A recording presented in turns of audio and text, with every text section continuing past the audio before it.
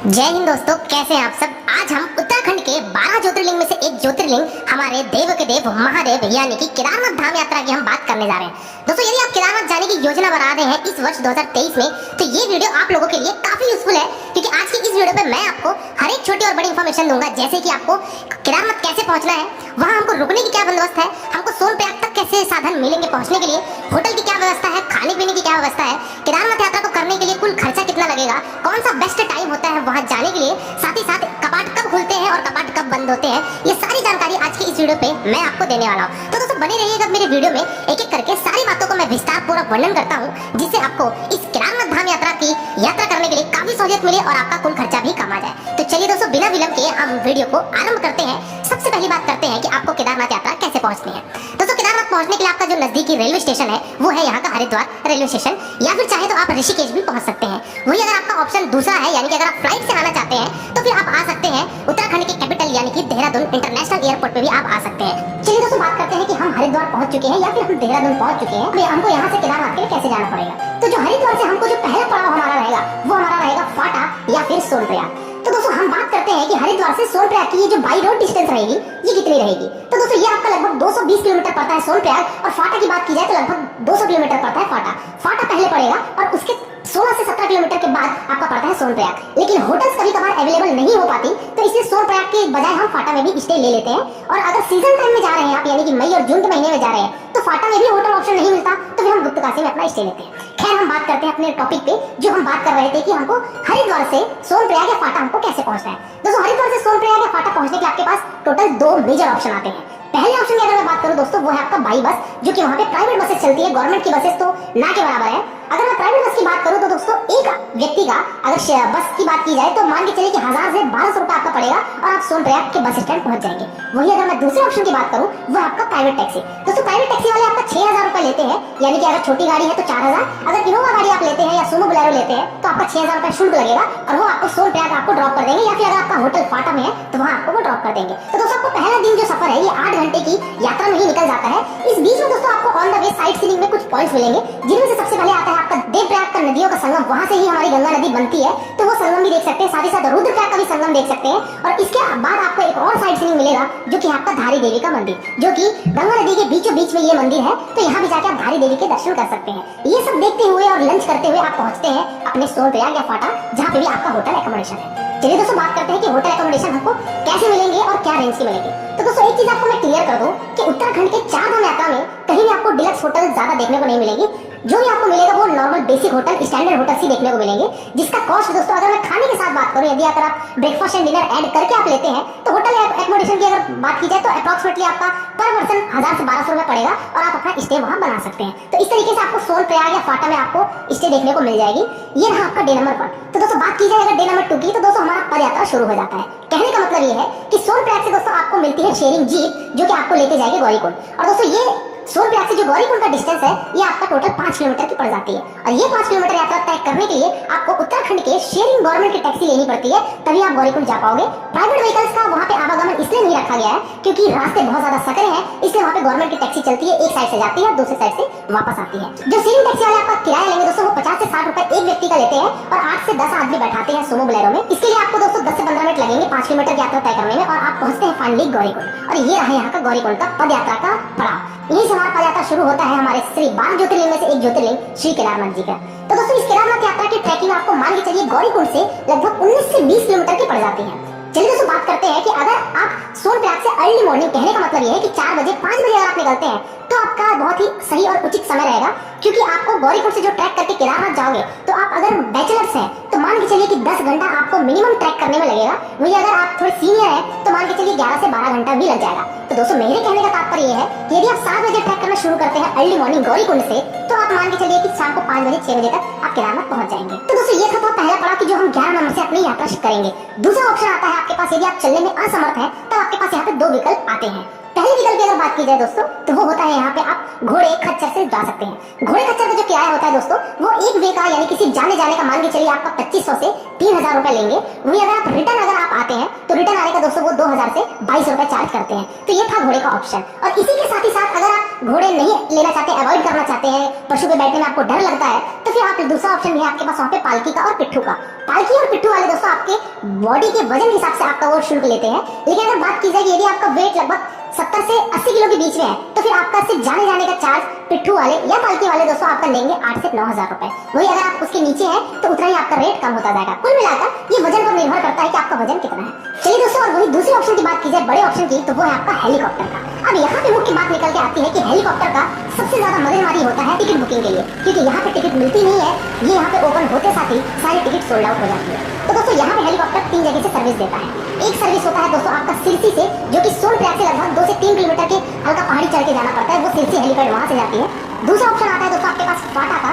फाटा में भी हेलीपैड है, वहाँ से हेलीकॉप्टर चलती है। और तीसरा आपका ऑप्शन आता है गुप्तकाशी का, जो कि सोनप्रयाग से 45 किलोमीटर पहले आपका पड़ता है गुप्तकाशी। तो गुप्तकाशी से भी हेलीकॉप्टर चलती है। अब यहाँ से अगर बात की जाए कि हेलीकॉप्टर की टिकट का, तो दोस्तों ये ऑनलाइन वेबसाइट है। यहाँ पे जाके आप अपनी हेलीकॉप्टर की बुकिंग करवा सकते हैं। जब भी ये पोर्टल ओपन हो तो फटाफट अपनी रजिस्ट्रेशन कराइए और अपनी टिकट निकाल लीजिए, क्योंकि यहाँ पे ब्लैक में भी बहुत ज्यादा सिस्टम चलता है और कई लोग ठग भी जाते हैं, क्योंकि यहाँ पे पूरी तरीके से धांधली चलती है। तो दोस्तों बेहतर होगा, मेरा सजेशन ये रहेगा कि आप हेलीकॉप्टर की टिकट स्वयं निकालें और ऑनलाइन निकालें। ऑफलाइन के चक्कर में ना रहें, क्योंकि ऑनलाइन का चक्कर सिर्फ 10% होता है और 90% टिकट जो बिकती है वो आपकी ऑनलाइन बिकती है। तो दोस्तों इस तरीके से आपकी हेलीकॉप्टर सर्विस मिलती है। कॉस्ट की अगर बात की जाए दोस्तों, तो सिरसी और फाटा से लगभग आपकी हेलीकॉप्टर टिकट 5000 से 5500 की पड़ेगी। वही अगर आप गुप्तकाशी से लेते हैं तो लगभग आपका जो किराया रहेगा हेलीकॉप्टर का वो आपका 8000 रुपए रहेगा। ये जो किराया दोस्तों मैं आपको बता रहा हूँ, ये टू एंड फ्रो का है, यानी आने और जाने का है। इस केदारनाथ की यात्रा में हेलीकॉप्टर बुकिंग वन वे नहीं होती है, केवल आपको आने और जाने का होता है। भले आप पैदल वापस आ जाइए, लेकिन आपका पैसा पूरा ही लगेगा। तो दोस्तों ये रहा डे नंबर 2 का बात। तो हम डे नंबर 2 में पहुंचते हैं लगभग शाम के 6 से 7 बजे के बीच में हमारे केदारनाथ प्रांगण में। अब यहाँ पे आपको होटल्स की बात की जाए, तो अगर आप स्टे लेंगे, क्योंकि आप ऑलरेडी इतना 10 से 11 घंटे का ट्रैक करके आए हैं, तो आपको थकान तो जाहिर सी बातें होगी। अब अगर आपको थकान होती है तो होटल से लिए। होटल्स के लिए यहाँ पे आपके पास यानी कि एकोमोडेशन के लिए 2 ऑप्शन आते हैं। पहला तो आता है कि केदारनाथ मंदिर प्रांगण के आसपास ही आप होटल से लीजिए। ज्यादा होटल तो देखने को नहीं मिलेंगे, पर ये मान के चलिए कि 30 से 40 होटल तो आपको वहाँ देखने को आराम से मिल जाएंगे, जिसका किराया दोस्तों 2500 से 3000 रुपए एक व्यक्ति का होता है। यदि आप एक रूम लेते हैं और उसमें अगर आप 3 व्यक्ति रुकते हैं तो भी आपका शुल्क 2500 से 3000 रुपए पर पर्सन लगेगा। इसमें आपका 2 टाइम का खाना भी ऐड रहेगा, यानी कि डिनर और सुबह का ब्रेकफास्ट, ये इसमें ऐड रहेगा। और यहाँ की बुकिंग आपको ऑफलाइन नहीं मिलेगी, यहाँ की बुकिंग आप ऑनलाइन करा लीजिए तो ज्यादा बेहतर होगा, क्योंकि यहाँ पे सारी जो होटल की बुकिंग होती है वो मैक्सिमम ऑनलाइन होती है। तो अगर आप ऑनलाइन बुकिंग कराना चाहते हैं तो डिस्क्रिप्शन बॉक्स में आपको नंबर मिल रहा है, वहां से आप जाके केदारनाथ यात्रा या फिर 2 धाम यात्रा यानी कि केदारनाथ बद्रीनाथ यात्रा का पैकेज भी ले सकते हैं। तो डिस्क्रिप्शन बॉक्स में जाके आप तुरंत कॉल कीजिए, आपको हमारी टीम असिस्ट करेगी और आपको जो भी पैकेजेस चाहिए वो आपको दे देगी। चलिए दोस्तों बात करते हैं दूसरे ऑप्शन की, वो है आपका टेंट ऑप्शन, यानी कि गढ़वाल मंडल विकास निगम, जो कि उत्तराखंड का टूरिज्म बोर्ड है। जीएमवीएन के भी वहाँ पे टेंट है, वहाँ टेंट में भी आप रुक सकते हैं। वहाँ पे भी आपको कॉटेजेस मिलते हैं, सर्वोही कॉम्प्लेक्स है, वहाँ पे नंदी बेस कॉम्प्लेक्स है। इन सब जगहों में टेंट जीएमवीएन के लगे होते हैं। आप जीएमवीएन की वेबसाइट में जाके आप अपनी बुकिंग करवा सकते हैं, यदि आप जीएमवीएन का टेंट चाहते हैं तो। अदरवाइज आप प्राइवेट टेंट भी मिलेंगे और साथ ही साथ होटल्स तो खैर वहाँ है। एक चीज आपको बता दूं दोस्तों कि मंदिर के आसपास आपको केवल प्राइवेट होटल्स ही देखने को मिलेंगे, वहाँ किसी भी तरीके का जीएमवीएन का कोई भी ट्रस्ट का वहाँ पे होटल्स नहीं है।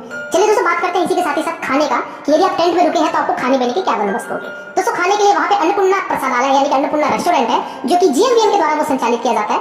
200 रुपए में थाली होती है, जिसमें आपको दाल चावल रोटी सब्जी ये प्रोवाइड कराएंगे और आप खाना बहुत ही ज्यादा स्वादिष्ट होता है, तो आप वहाँ से जाके अपना भोजन ग्रहण कर सकते हैं। तो दोस्तों ये बातें थी कि डे नंबर 2 में हम फाइनली रात पे पहुंचते हैं केदारनाथ और उस रात हम वहाँ विश्राम करते हैं। अर्ली मॉर्निंग यानी कि डे नंबर 3 में दोस्तों आपको सबसे पहले 4 बजे उठिए और स्नान करके आप लग जाइए महादेव के दर्शन करने के लिए लाइन में।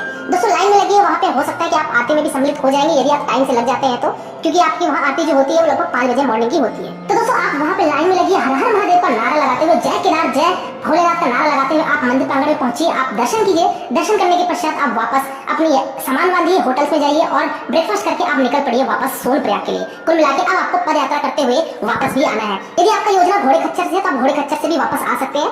वापस आने में दोस्तों अगर आप पैदल आते हैं तो आपको मान के चलिए 6 घंटे का समय लगेगा। यदि आप घोड़े में आते हैं तो आपको 5 घंटे का समय लगेगा, और यदि आपके हेलीकॉप्टर वाले हैं तब तो खैर बात ही नहीं, आप 14 मिनट में वापस अपने फाटा या सिरसी या फिर गुप्तकाशी पहुंच जाएंगे। तो दोस्तों ये बातें थी कि हमारा डे नंबर 3 में हमने दर्शन करके हम वापस नीचे आ गए। हालांकि आप डे नंबर 3 में जब दर्शन करने के बाद केदारनाथ स्वामी जी के दर्शन करने के पश्चात आप जा सकते हैं, वहाँ पे एक और मंदिर है जिसको भैरव मंदिर बोला जाता है। तो दोस्तों भैरव मंदिर जाने के लिए आपको लगभग 1 किलोमीटर की ट्रैकिंग करनी पड़ती है, जो कि हमारे केदारनाथ से हल्की ऊपर चढ़ के जाना पड़ता है। वहाँ भी आप जाइए, ज्यादा टाइम नहीं लगता, वहाँ में आप 15 से 20 मिनट में आप पहुंच जाते हैं। वहाँ जाके भैरव जी के भी दर्शन कीजिए और भैरव जी के दर्शन करने के बाद आप वापस अपने सोनप्रयाग के लिए आ सकते हैं और आप शाम तक पहुंच जाएंगे सोनप्रयाग। सोनप्रयाग में आप उस रात अपना स्टे बना लीजिए। अगली सुबह यानी कि बात करते हैं हम डे नंबर 4 की। तो दोस्तों डे नंबर 4 में आप अर्ली मॉर्निंग उठिए, ब्रेकफास्ट कीजिए, फ्रेश होइए और आप निकल पड़िए अपनी अपनी यात्रा वापस जाने के लिए, यानी कि हरिद्वार के लिए। तो दोस्तों या तो आप हरिद्वार जा सकते हैं या फिर आप देहरादून जा सकते हैं। अगर मैं बात करूँ यदि आप बस से जाना चाहते हैं वापसी, तो फिर दोस्तों आप जा सकते हैं वहाँ पे सोनप्रयाग या फाटा से आपको बसेस मिलेंगी और आप पहुंचेंगे सीधे ऋषिकेश या फिर हरिद्वार। लेकिन देहरादून के लिए आपको बसेस उतनी अच्छी कनेक्टिविटी या फिर ना के बराबर कनेक्टिविटी है, तो देहरादून के लिए आपको ऋषिकेश उतर के ही देहरादून जाना पड़ेगा, क्योंकि डायरेक्ट बसेस नहीं चलती है सोनप्रयाग से। तो दोस्तों इस तरीके की सारी इन्फॉर्मेशन रही आपके कि सोनप्रयाग हमको कैसे पहुंचना है और हमको केदारनाथ यात्रा कैसे करना है, कितने दिन का प्रोग्राम होगा।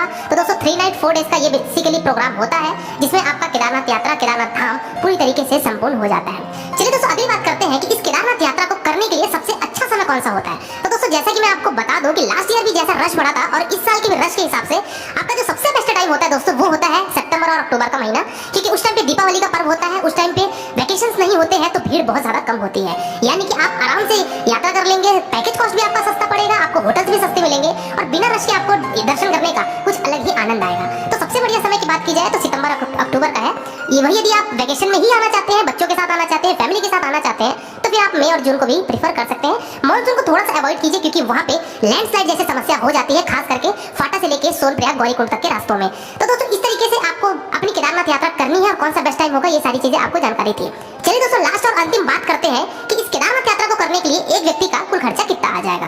तो दोस्तों यदि मैं बात करूं कि यदि आप सिर्फ केदारनाथ यात्रा करते हैं और यदि आप बजट होटल में रुकते हैं, बस से ट्रैवलिंग करते हैं, तो दोस्तों मान के चलिए कि आपका मैक्सिमम टू मैक्सिमम 7 से 8 हजार रुपए पर पर्सन आएगा और आप पूरी अपनी केदारनाथ यात्रा को कंप्लीट कर लेंगे, क्योंकि वहाँ पे होटल एकोमोडेशन थोड़ा सा कॉस्टली पड़ता है, खाने का कॉस्टली पड़ता है, ट्रांसपोर्टिंग तो थोड़ा सा फिर भी नॉमिनल रेंज में हो जाता है। तो दोस्तों इस तरीके से आपकी ये बजट ट्रिप थी, और यदि आप पैकेज लेके घूमना चाहते हैं तो फिर आपका खर्चा लगभग 10 से 10.5 हजार रुपए एक आदमी का आएगा और आप 3 नाइट 4 डेज की अपनी केदारनाथ